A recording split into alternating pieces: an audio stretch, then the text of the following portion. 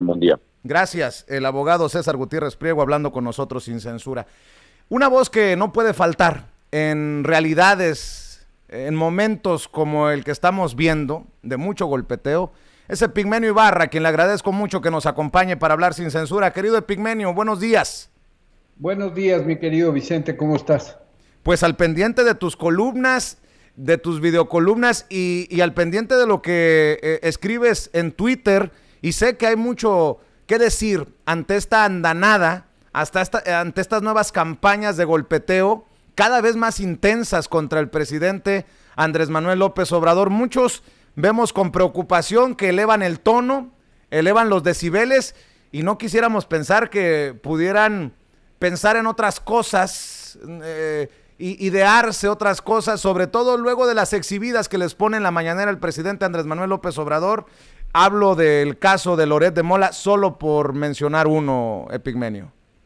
Mira, lo que vimos ayer e incluso hoy, de despliegue de recursos en redes sociales, es impresionante. Es impresionante. Nunca alguien fue exhibido en toda su miseria y defendido con tanta miseria como Loret. Miseria argumental, porque se gastaron un dineral en bots, un dineral. Y con sus mensajes estos patéticos multiplicados por los bots, lo único que queda claro es que no tienen vergüenza y que la decisión de encrespar al país y de polarizarlo y de conducir el proceso electoral en un clima de la más sucia de las guerras es una decisión estratégica. No tienen más que apostar a eso. En eso están comprometidos, a eso están dedicados, tienen mucha plata, tienen mucha rabia y son un puñado, pero muy estridente. Pigmenio, ¿tú ves riesgo de violencia? Mira, la campaña inició con una toma de un poblado, del poblado donde nació el Mencho, en Michoacán. Cada tanto tiempo, en fechas que son cruciales para la 4T, se producen masacres que tienen un propósito muy mediático, político mediático. Entonces yo no descarto que estas acciones se sigan produciendo. No descarto que sigan produciéndose provocaciones en protestas y marchas y que usen a ese grupo de vándalos que están usando para producir una situación más tensa y tratar de provocar la represión. Lo que sí descarto es que el gobierno de López Obrador se resbale y caiga en la provocación. No habrá la represión que están buscando, ni habrán acciones militares de combate y aniquilamiento como las había en el pasado. Entonces será una violencia en una sola dirección. Pero efectivamente, si tú revisas lo que están diciendo, cómo escriben, los insultos que sueltan, la reacción a lo que sucedió ayer en la mañanera, te das cuenta que han escalado el nivel de violencia, de violencia verbal a un nivel nunca antes visto, y que el salto de esa violencia verbal a la violencia física pues es relativamente sencillo.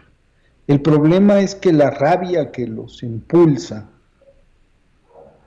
o precisamente por esa rabia, no van a poder arraigar entre la gente. La gente está harta de la violencia. Salvo al grupo de acólitos y fanáticos de derecha, el discurso de violencia de la derecha, la rabia con la que tuitean y escriben, la serie de mentiras, y este encrespamiento que producen al grueso de la gente, a los ciudadanos y ciudadanas de este país que están cada vez más politizados y más hartos de la violencia. Esto les choca. Creo que en el fondo, mientras más suban en la temperatura, más se irán equivocando. Hablas de la subida de tono, de violencia verbal, de obviamente una oposición que no tiene propuestas, solamente calumnias. Y pues hoy iniciaba el programa hace unos minutos con Felipe Calderón haciendo campaña en San Luis Potosí, y se escucha a un Felipe Calderón diciéndole a la gente, cuidado, que podemos caer en una dictadura. Y me recordó aquellos discursos de Frena y de Gilberto Lozano. ¿Tan bajo han caído estos sinvergüenzas? Es que en esas se mueven. Ahora, he de decirte que Felipe Calderón tiene razón. Cuidado, podemos caer en una dictadura. Si votamos por el PRIAN, en esa dirección estamos caminando. Si permitimos que su mujer llegue al Congreso, si le damos alas a los alacranes como él, podemos caer en una dictadura. Él lo dijo en otro sentido, pero es un llamado pertinente. Hay que estar conscientes, claros y votar por las opciones, por la transformación y no por el regreso a un pasado autoritario donde personajes como este que tienen las manos manchadas de sangre inocente y los bolsillos llenos de dinero del pueblo vuelvan a tener oportunidad de seguir masacrando y saqueando este país, como lo hicieron durante décadas, y muy señaladamente Felipe Calderón. La violencia que hoy vivimos tiene que ver con la masacre que este hombre desató. Es la consecuencia de esa masacre. Entonces, no tienen propuestas. Su única propuesta es acabar con López Obrador. Su única propuesta es cortarle las manos, es detener la cuarta transformación. Y piensan que los votantes comparten su resentimiento, su rabia, su encabronamiento. Yo no creo que eso sea así, y lo demuestran incluso las encuestas que ellos mismos mandan a elaborar. Sí, de hecho esta última que veía están muy mal evaluados el PRI, el PAN y el PRD, y el único bien evaluado es Morena. Le duela a quien le duela, le pese a quien le pese, pues abonando a lo que está diciendo Epigmenio Ibarra. Epigmenio, hablabas de Loret, que fue exhibido ayer en la mañanera, y te culpa, entre otros, a ti. Dice, la embestida no es por Casés Vallarta, es por Pío, Felipa, Epigmenio, Barlet, Irma Heréndira, para no dar a la sociedad una explicación sobre una vacuna no aplicada. Revive un caso de hace 16 años del que no me di cuenta y por el que desde entonces me disculpé públicamente. Creo que por alusión personal, Epigmenio, debemos de preguntarte tu opinión. Mira, los criminales no piden disculpas. Los criminales son juzgados y castigados. Los periodistas que faltan a la verdad y que transmiten videos en vivo que constituyen delito, no ofrecen disculpas. Debieran ser juzgados. Probablemente el delito por el que podría juzgarse a Loret ya prescribió. Pero el hombre no es un mártir. Ni el hecho del que fue presentado ayer ya se olvidó. Sigue haciendo lo mismo, sigue haciendo montajes. No es víctima, es victimario. Y claro que se dio cuenta. Esa fue una cuestión concertada, preparada, manejada desde cabina, para obtener rating, para darle espacio a dos criminales, a Cárdenas Palominos y a Genaro García Luna, y para buscar un posicionamiento personal como un gran reportero, que ni siquiera estaba en el terreno. Cometieron todos los errores posibles. Tú no puedes filmar, y si lo haces pones en riesgo a los comandos, a los secuestrados, a todo el mundo, a los periodistas. Tú no puedes filmar una operación militar en curso que tiene que realizarse con sigilo porque se trata de rescatar secuestrados. Quien eso permita es un loco, un irresponsable y un criminal. Entonces, en el caso de que esa operación hubiera sido real, arriesgaron la vida de personas. Evidentemente no es real. La posición de la cámara, la forma en que habla el locutor, el hecho de que estaba iluminado, lo único que indican es que eso era un montaje. Cualquier periodista con experiencia de cobertura de conflictos sabe que eso es así. Si además analizas el discurso del reportero y dice, allá adentro hay 3 mujeres, describe con todo lo que está pasando adentro de la casa que se van a tomar. Entonces, no había manera de que no se diera cuenta de que eso era un montaje. Está tratando de echar toda la responsabilidad al reportero que obedece sus órdenes y que lo hizo muy mal también. ¿Por qué se prestó a eso? Y está desconociendo indicaciones que le está dando Laura Barranco, etcétera. Pero además eso se repite con Frida Sofía. Eso se repite cuando paga porque un tanque dispare y finge que está en combate. Eso se repite con muchas de las noticias y campañas que lanza ahora desde su nueva plataforma. Es un modus operandi habitual de este periodismo servil al viejo régimen que va a continuar y se va a incrementar en estos días. Por eso era necesario puntualizar, recordar, hacer memoria de esto que sucedió hace tantos años. De esto que sucedió, que no fue solamente un engaño al público, fue un delito cometido en vivo en cadena nacional, que no ha sido suficientemente discutido ni presentado porque el hombre cuenta con un andamiaje de protección que impide que esto se discuta. Es además una cuestión que afectó a las víctimas, a los presuntos victimarios, que no tuvieron el debido proceso. Florence Cassette, que estuvo 6 años en la cárcel, y Vallarta, Israel Vallarta, que sigue en la cárcel sin haber recibido ni siquiera sentencia. Y más allá de que sean inocentes o culpables, está el hecho de que merecen, como cualquier ciudadano o ciudadana en este país, un debido proceso.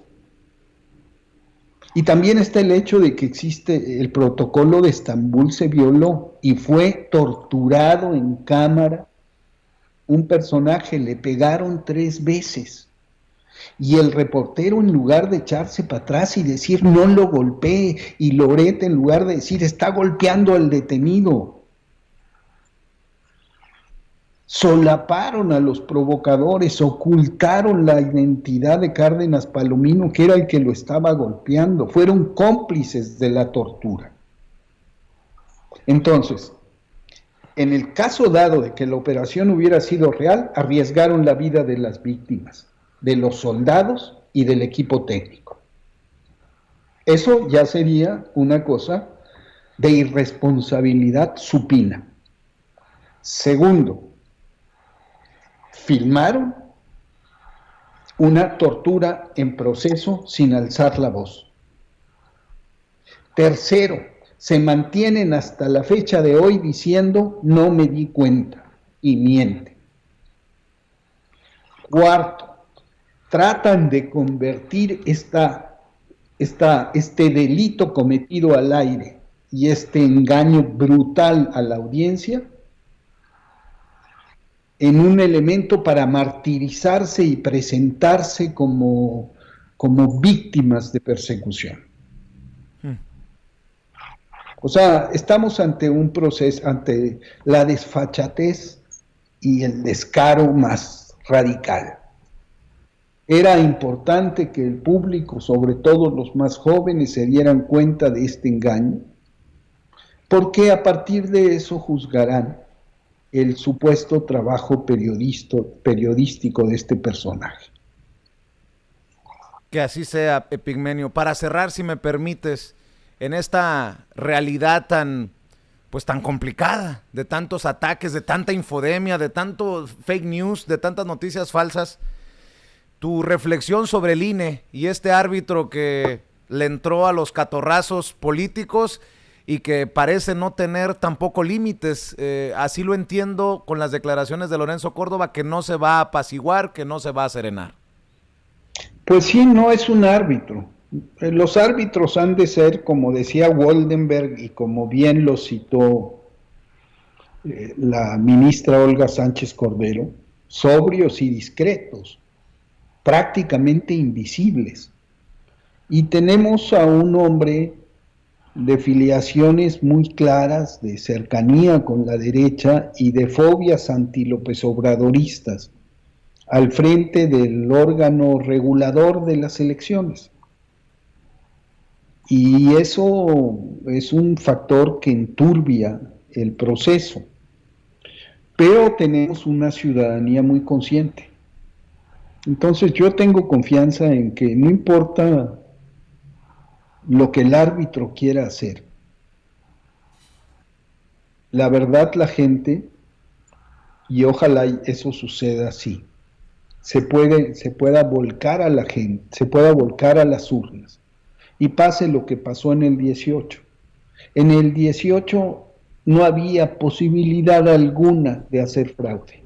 Era tan abrumadora la victoria que eso impidió la posibilidad de fraude y rompió con todas las maquinaciones que ya existían desde entonces y complicidades del árbitro electoral con la derecha. Creo que el llamado sería a salir a votar masivamente para que la voz ciudadana, el clamor por la democracia no pueda ser apagado por los trucos, por el arsenal de trucos sucios que van a desplegar. Pues Epigmenio, yo sé que tienes muchos compromisos, te agradezco por tu generosidad y le voy a pedir a la gente que te respalde, porque cada vez veo con preocupación que se te vienen encima y como diría Payán en la jornada, que se vengan de 100 en 100. Estás en @Epigmenio_Ibarra en Twitter y ahí está subiendo sus columnas, sus videocolumnas. Hay que darles vuelo. Se lo pido yo, no se lo pide Epigmenio, se lo pido yo. Ojalá que respaldemos esta voz que es importante en este momento histórico en nuestro país. Te mando un abrazo, Epigmenio, ya sabes que te admiramos. Te lo agradezco mucho y quisiera aprovechar para ofrecer una disculpa a quienes me siguen en Twitter. Desgraciadamente no puedo entrar a mis menciones porque las tienen cooptadas con insultos y mentiras, con miles de bots. Entonces yo les ofrezco disculpas por no poder sostener a través de las menciones un diálogo constructivo con quienes me hacen el favor de seguirme o un debate respetuoso con aquellos que también respetuosamente difieren de mi opinión. Desgraciadamente la acción de granjas de bots es muy masiva y también les ofrezco disculpas porque quienes me retuitean y quienes entran en contacto conmigo a veces se llevan un caudal de bots encima, se los echo sin querer, pero creo que tenemos que, así como salir a votar, seguir actuando en redes, porque si no tuviéramos las redes, estaríamos a merced de los medios convencionales y de los medios en la red que tienen todo el respaldo económico detrás, y si no tuviéramos esta posibilidad de hacer un contrapeso, pues nos someterían a la calumnia, a la mentira y a la infamia que son sus herramientas. Te agradezco mucho y te mando un fortísimo abrazo. Gracias. Ese Pigmenio Ibarra hablando con nosotros sin censura en este día y le agradecemos, le decía, su generosidad, su amabilidad para siempre tener esta deferencia con nosotros en este espacio libre como el viento. Déjeme